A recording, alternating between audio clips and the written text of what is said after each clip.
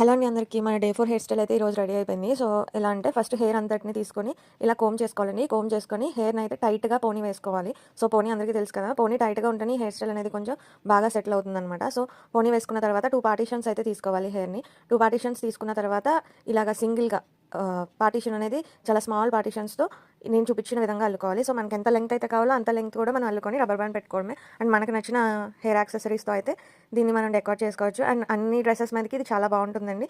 Especially college గర్ల్స్‌కి అయితే చాలా బాగుంటుంది. సో, ట్రెడిషనల్‌గా వేసుకున్నామంటే పైన వేణీస్ పెట్టుకుంటే ఇంకా బాగా కనిపిస్తుంది ఈ లుక్ అయితే.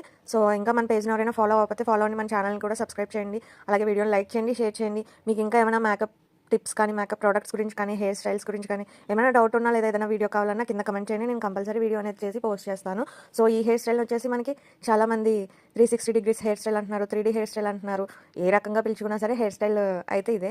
దీనిలో స్పెషాలిటీ ఏంటంటే మనకి ఏ విధంగా చూసినా సరే సైడ్ నుంచి అల్లినట్టు కనిపిస్తుంది మనకి. సో, ఇటు చూస్తే ఇటు ఉంటుంది, ఇటు చూస్తే ఇటు ఉంటుంది. అలాగే 4 సైడ్స్ కూడా మనకి అటువైపు నుంచి అల్లినట్టే ఉంటుందన్నమాట.